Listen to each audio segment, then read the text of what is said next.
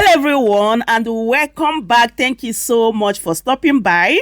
My people, interesting days ahead. Yes, so today is day 2 of re-declaration of the restoration of independent states of Biafra. So here is Mr. Michael Rubin from United States of America. Like, I want you guys to just listen and hear everything this man said here. And also he answered this question that people are asking all over the place. Like, why are they declaring Biafra in Finland? Why not in Nigeria? Like this and that. And also he said a lot of things about what is happening in Nigeria and the reason why it is necessary for Biafrans to have Biafra. Like, this is a very interesting session, honestly. I would love you guys to share it to the world and also give me a thumbs up so that YouTube will recommend it to other people to watch. Thank you so much for doing so. Welcome to Shamras News TV.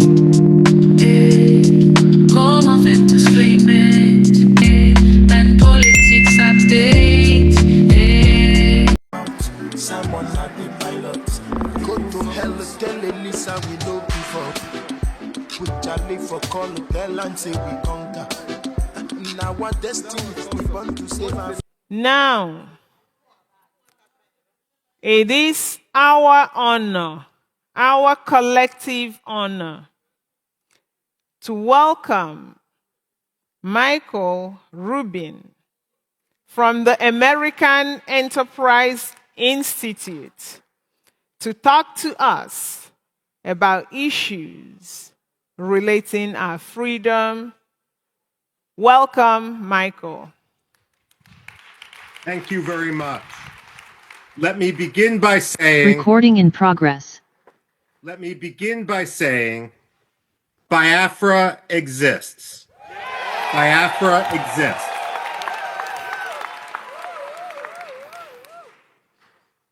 When I analyze, it's important to recognize the obvious. It's willful blindness to embrace some of the excuses which the West uses to avoid discussing the autonomy, the freedom, the liberty, and the independence of Biafra. It is not climate change, but deliberate murder. Climate change doesn't hire Fulani gangs to rape and murder in Biafra. The authorities in Abuja do. And we need to recognize that reality. Too often, the State Department, the European Union, the African Union, defer to the powerful against the weak. But that's not how human rights work. When it comes to the abuses of the Nigerian government, they must be held to account.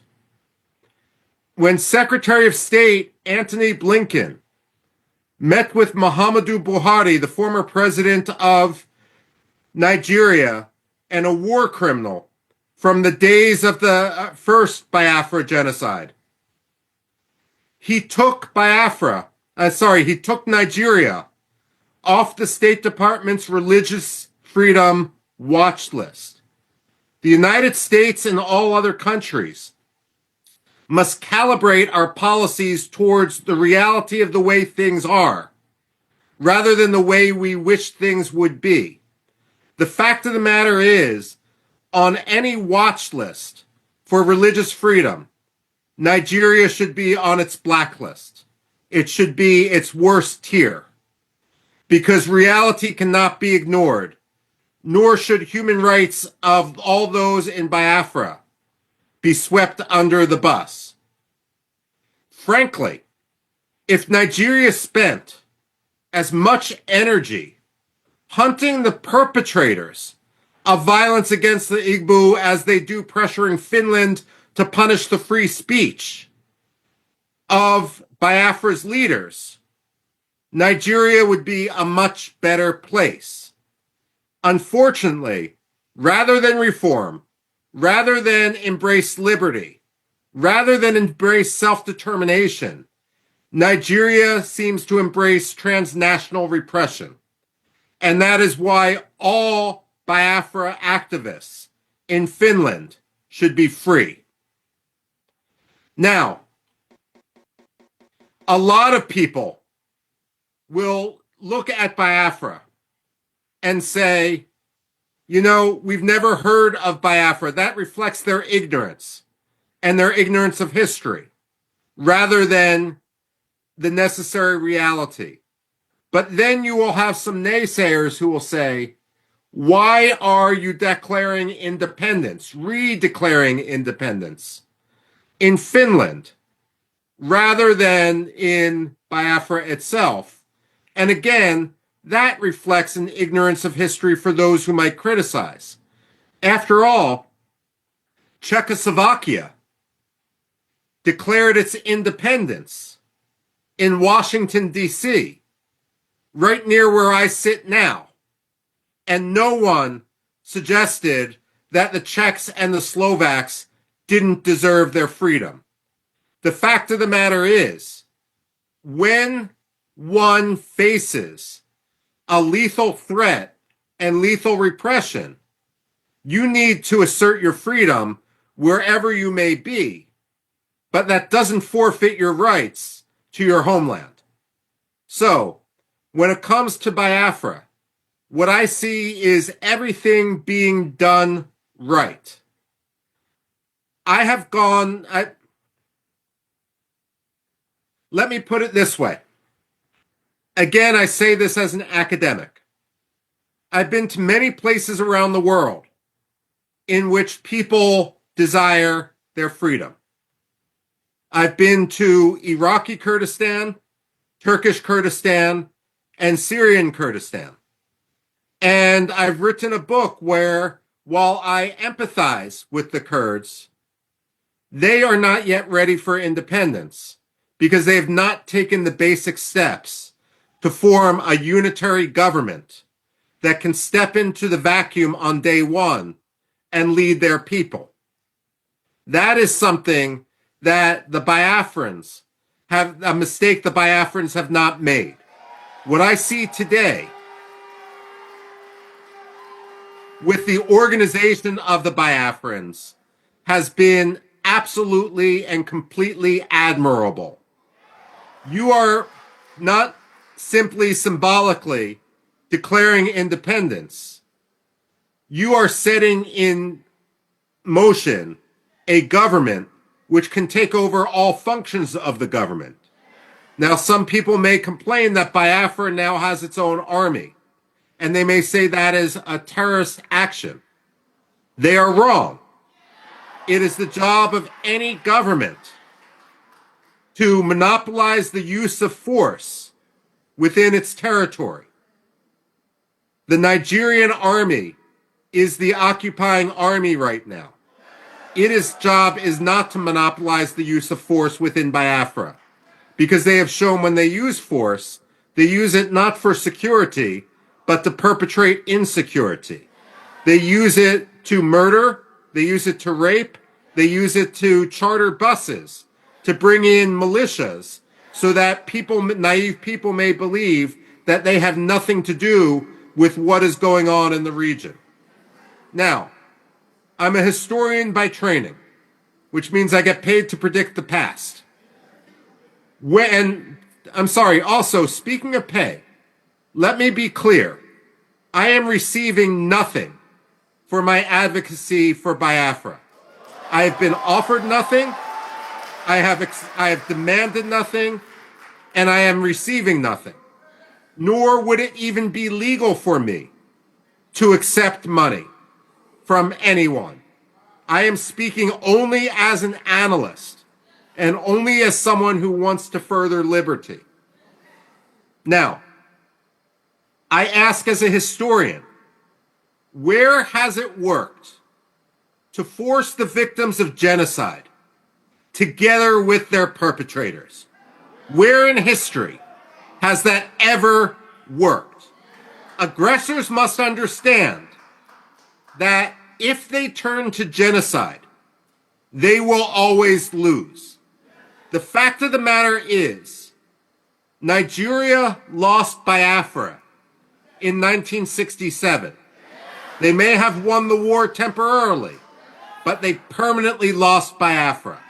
The decisions they made 57 years ago forfeited any rights they have to control, to occupy, to speak on behalf of the people of Biafra.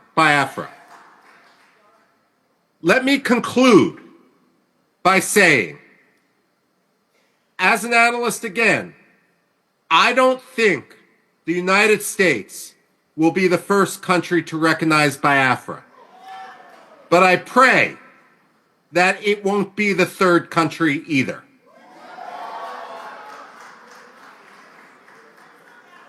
Biafra to move from Finland and to lobby vociferously, night and day, in order to ensure that the African Union recognizes that Biafra is already more organized, already more capable of statehood, already will have a higher standard of living, already will be at peace with itself and its neighbors more than many other African countries. And therefore, it will be a boon to Africa, a boon to the African Union, a boon to the spread of democracy in the region, an anchor for stability in the region, in a region that, in an area that is increasingly unstable, especially as people come from the north in order to destabilize. So let me conclude by saying, with my very short remarks, that I wish I could be with you there today. Family prevented me from coming, but I admire what you're doing, I follow what you're doing, and I pray for what you're doing. Long live Biafra.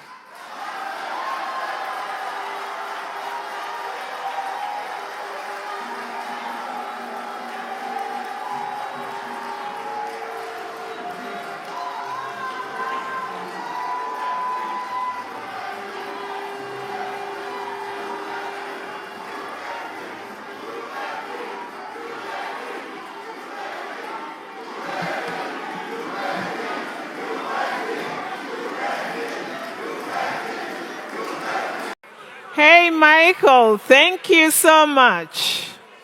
Thank you. Thank you so much. I am sure that they are listening. I am sure that the West is listening.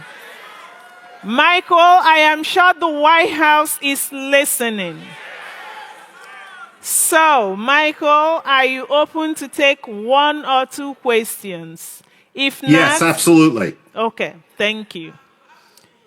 So, does anyone have a serious question for Mr. Michael?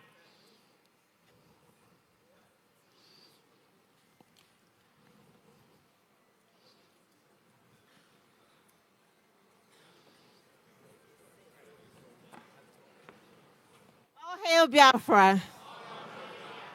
Mr. Michael, I thank you for taking the opportunity to speak to Biafrans, and we appreciate what you're doing. My question is, have you had a cup of tea with Donald Trump this morning? I've had a cup of tea, but that's all. We need to know.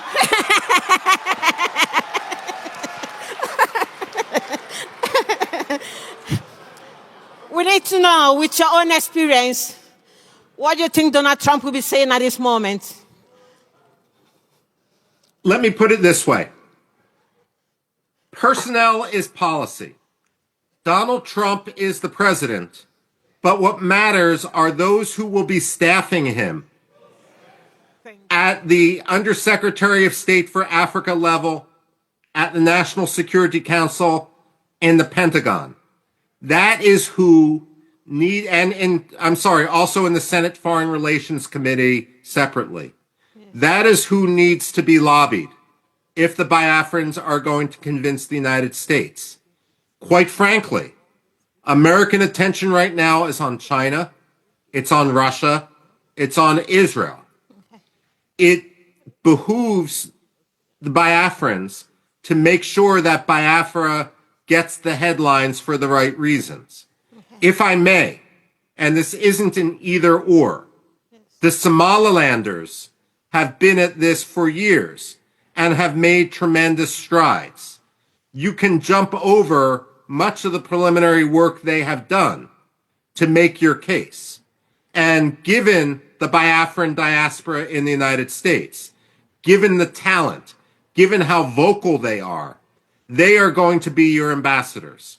And so I do think it is possible that the United States will eventually see the light. Frankly, I don't think it's possible to go backwards. No. But as Winston Churchill once said, the United States always does the right thing. They just try everything else first. It's important to get through that process much quicker. Thank you very much. Sorry, I didn't introduce myself. My name is Sister Dominica Oleune. I'm from Olo State. Thank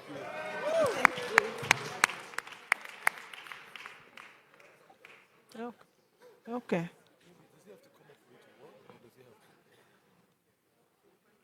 Yeah. Okay. Do you want to take it to him? Thank you.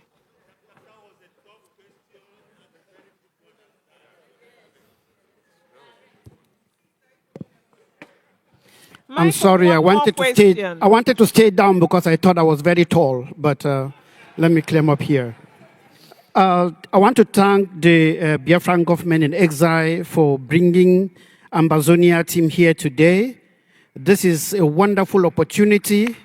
My legs are shaking, and I want to say it's a pleasure to have met and listened to Mr. Michael. In fact, I don't just know, I'm pumping out.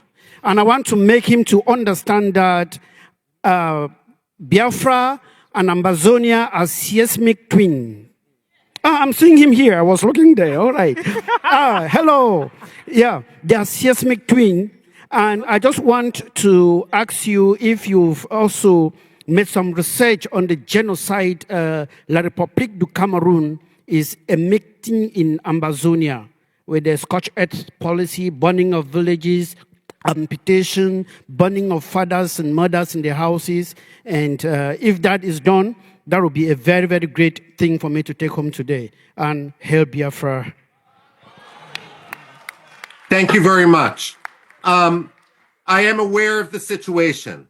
I'm aware of the fighting between the Francophones and the Anglophones. I'm aware, based on the Cameroonian community in the United States, in Washington, D.C., who say and describe how much of a police state it is as soon as they land in the country, how they're afraid to go back. I've been in, I've listened to phone calls that people have put on speakerphone to hear about the situation back home. So I am aware of the situation. Aside from a brief airport layover in Douala, I've never actually been to Cameroon. And I would hope to be able to write more about it in the future.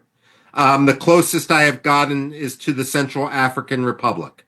But look, without doubt, this is my frustration with the United States. Africa is the second most populous continent.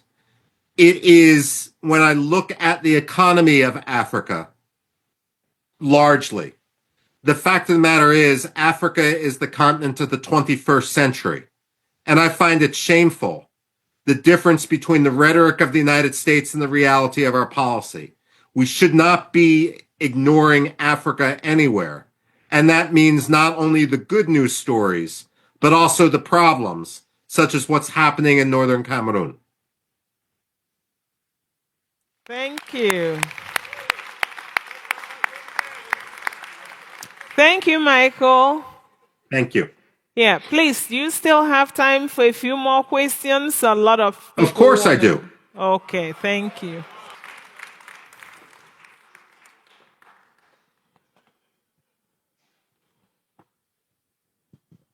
Good day, Michael.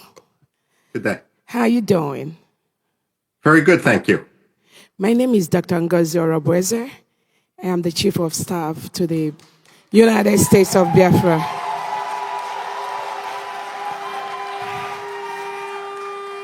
I thank you for your comments. Don't really have any question for you because what you've said is what any sensible, decent human being will say. But I just want to use this opportunity on behalf of my Prime Minister, our Prime Minister, Simon Ekpa, to thank you for standing up for Biafra. Please continue to do what you're doing for us. Biafrans and generations unborn will be very, very kind to you. That's all I need to say. Thank you so much. Thank you so much, and I pray that we will be able to see him in person soon. Free from Finnish prison. Thank you.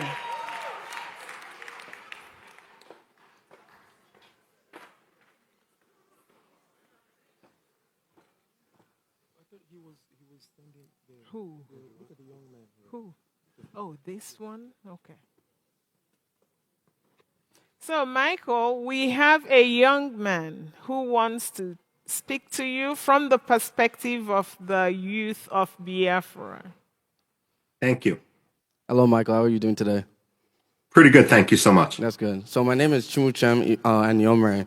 My family have brought me out here today to understand about this fight for Biafra and this freedom. And my question is there any way or any advice that you can give to us to be able to, influence the other young students or young people who want to try and at least contribute or try and help out spreading the word and trying to get a lot of people to get involved with this freedom for our Biafra and everything? Yes, my advice is always write, and write. But don't write simply for the Biafran community. You're writing for people who already agree with you. You want to write specifically for non-Biafrans. You want to write for people that disagree with you. You never want to look at someone as your enemy, but rather as someone who is wrong and needs to be convinced to be right. And if you push them into a corner, it's natural human nature that they're going to dig in their heels.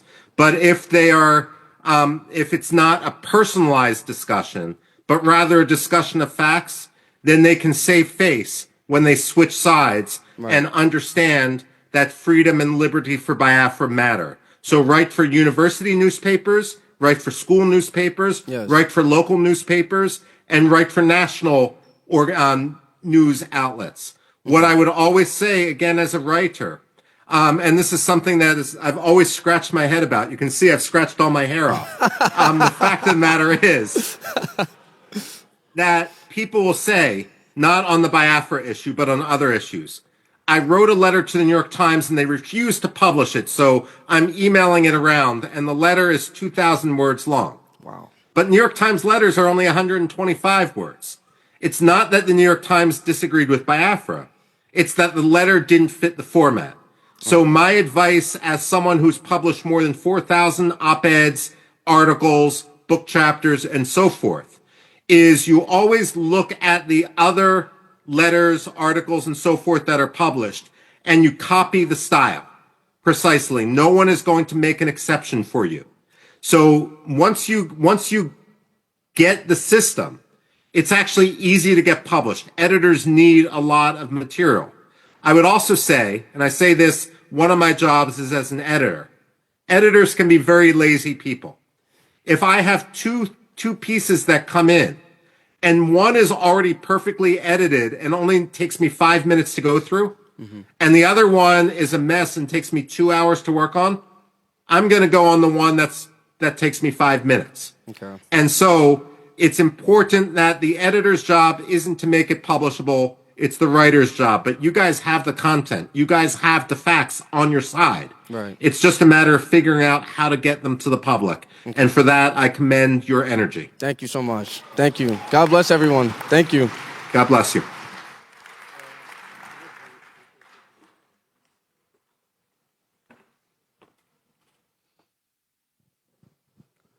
Thank you, Mr. Michael, for your support. My question is, why do you think the West, who always clamor for human rights, prefer to partner with these repressive regimes in Africa at the expense of human life? You know, it's a great question. And it's something that's frustrated me in other contexts. First of all, there's two types of it. Let me put it this way. When George Shultz was the United States Secretary of State under Ronald Reagan, whenever a new U.S. ambassador would be nominated to go to a different country, George Shultz always invited him into his office on the 7th floor of the State Department, and he had a big globe there. And he would tell the ambassador nominee, show me your country. And God forbid if that ambassador pointed to Gabon or Senegal or Somalia or Kenya, George Shultz would say, no, never forget that your country is the United States of America.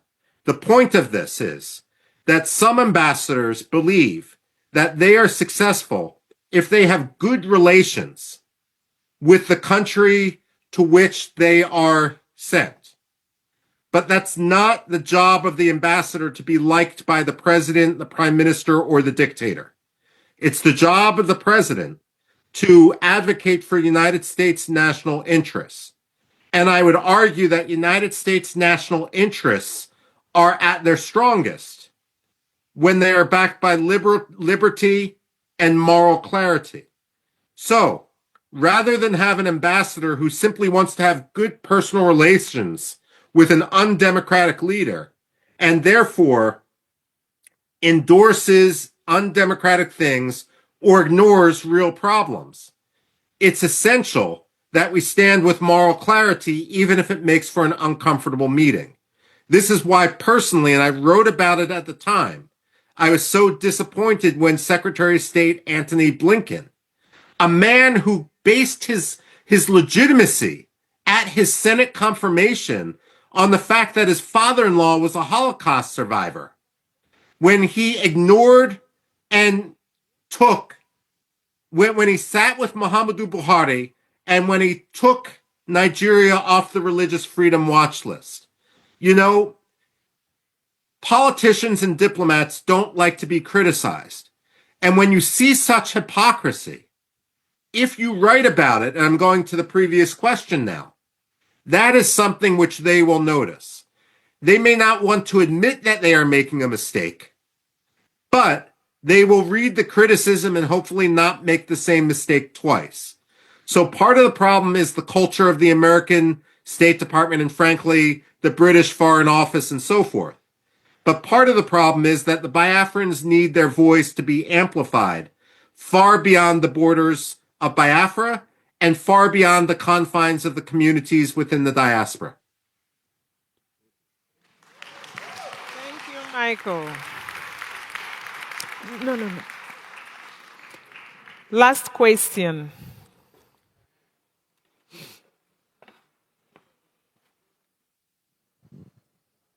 Thank you, Michael. Thank you. Yeah, we really appreciate you. I have two questions for you. Okay. Yes. Can you please promise the Biafran people that you will keep exposing the Nigerian government and keep exposing the atrocity, and you do the best you can to write up more, whatever you can, to speed up the release of our leader, our Prime Minister Mazi Simon Ekpa, which I call my boss. I came across one of your tweets. That was really good. We appreciate you. Please promise the Biafran people that you will keep helping us in fighting our cause. We look up to you and we believe that you know what we are fighting for. And we really appreciate you. And can Biafran people hear from you, if we can we hold you accountable with your word that you will always be with us? Yes. The short answer is yes. The longer answer is the American Enterprise Institute is a nonprofit. I am given the authority to write about whatever I want. There is no pay to play. I am not a lobbyist. I accept no money for my writing. I write based on the principle of what I see with an effort driven only by me to pursue and to try to change American policy to what I believe would be more just. And therefore, when it comes to me, you don't need to worry about any contract running out or anything like that. That's not why I'm involved. And again, I will never accept any money from a Nigerian. I will never accept any money from a Biafran. I will never accept any money from a lobbyist. I'm doing this because it's right, and therefore I will continue to do it. It's a publish or perish world for an academic, and I'm hooked on the Biafran cause. Thank you very much. One more again, Congressman Jim Moran, which I know you know, and he's our lobby, and we actually have an alliance here with us as well. Can you as well promise Biafrans that you will work closely, I know, with your, what you're doing, and Congressman Moran and alliance, they'll be doing a good job, that you work closely with them as well to bring justice for Biafran people. Thank you. If I may just say, I've testified in Congress before Jim Moran when he was in Congress. And the congressman and I disagree on everything. It wasn't a pleasant hearing for me, and it may not have been a pleasant hearing for him. But you know, sometimes principle unites. And whatever disagreements we may have on other issues, they don't extend to Biafra. And it's a pleasure to work with allies wherever one can find them, on any side of the aisle. Biafra should not be a partisan cause in the United States. It should be a cause of principle, and therefore I know that we will continue to work towards a common goal when it comes to justice and freedom and liberty for Biafra. I commend Jim Moran for what he's been doing, because partisanship doesn't come into play with it. Thank you very much.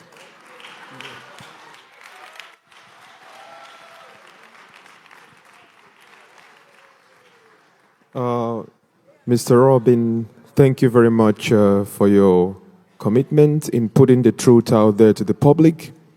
On behalf of the Prime Minister, as the government representative in Europe, and I also live in Finland here, in your own words, what would you tell the Finnish authorities right now in regards to the allegations of incitement by our Honorable Prime Minister? You know, Finland's got to be on the right side of history. Finland especially should live up to its status, its claim as being the freest country on earth. That's what Freedom House ranked it as. And right now they're endangering their status. I should note that this isn't just a Nigeria-Finland issue.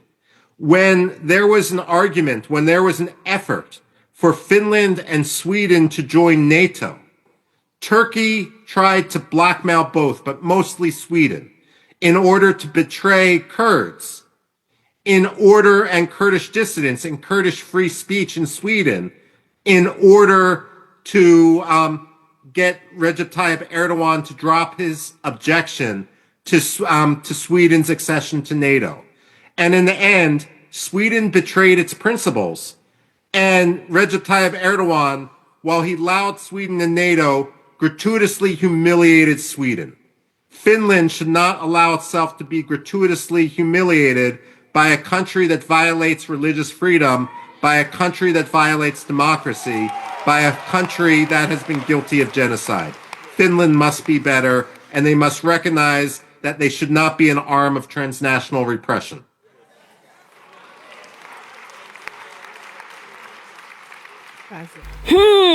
My people, this one loud though. Like the world knows like what is going on in Nigeria, honestly. Like Biafrans, they are really telling their stories. I hope you heard everything Mr. Michael Rubin said in this particular video. I would love you guys to leave your honest opinion in the comment section, and please don't forget to subscribe if you haven't, because here I bring to you all the trending gist. Don't forget to share the video as well and give me a thumbs up so that YouTube will recommend this video to other people to watch. Thank you so much everyone for watching, and I will see you guys in my next update. Goodbye for now. Welcome to Shammer Senior Steve.